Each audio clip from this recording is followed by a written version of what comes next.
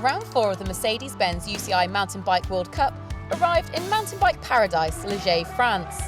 After 15 years, the World Cup is back. I think it's really slippery in the dust. You have to be really careful in all the corners. I think, just get through, stay on your bike, stay in a safe spot. I think it's going to be hectic.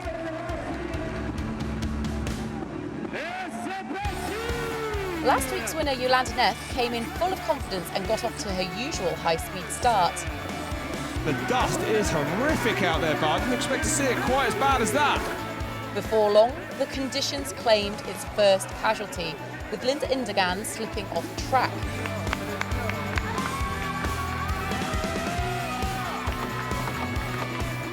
Annie Last and Eva Lechner both took turns at the front of the pack. Before long, it was Germany's Elisabeth Brandau who put in the hard work.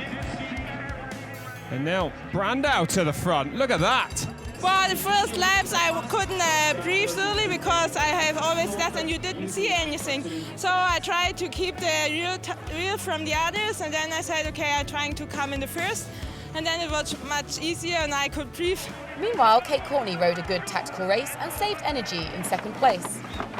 With 2 laps to go, the series leader made her attack. The pressure's a little lower for these races, so it gives you the chance to see what you can do and believe anything's possible and just kind of get in the rhythm of racing. Jolanda Neff and Pauline Ferrand-Prévot tried to bridge the gap, but no one could catch Courtney. I'm super happy for today in my home country, so yeah, it's a very good start for me. Ferrand-Prévot finished second from Elisabeth Brandau and Neff in 4th position. It was extremely hard. I think it's the hardest short track we've ever had. There was no single second of recovery. Kate Courtney with a 3rd US-American short track win out of 4 races. Courtney extends her lead in the overall World Cup standings ahead of Jolanda Neff. It was uncharted terrain for this week's short track race. Round 4 of the Mercedes-Benz UCI Mountain Bike World Cup headed to Liège in France.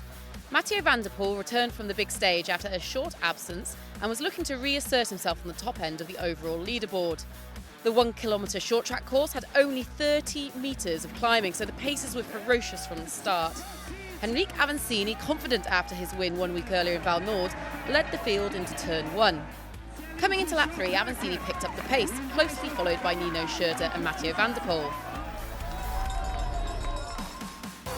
Jens Humminen sprinted into the final lap, trying to upset the field, but the lead contenders stuck with him. Van der Poel and Avancini then managed to break ahead of the leading bunch. Trying to go with him, Schurter now, looking like he's hurt a little bit. It's gone to a 2-horse race here. It's going to be Van der Poel or Avancini surely now. Van der Poel took advantage of a small mistake from Avancini, taking the lead into the final metres as he started his sprint early and managed to stay ahead to take the win.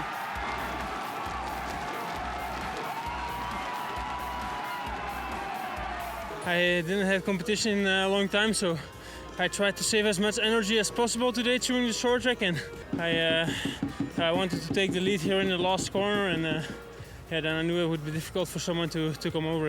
I tried to stay around the top 3, top 4 wheels, and I think the outcome was quite positive again on the podium, so I can't be sad. I'm not so happy, but I can't be sad. Narrowly beating Nino Schurter to the delight of the home crowd, Victor Koretsky came in 3rd with his best ever short track result. Avancini took 2nd and Mathieu van der Poel came back strong with his 2nd win of 2019.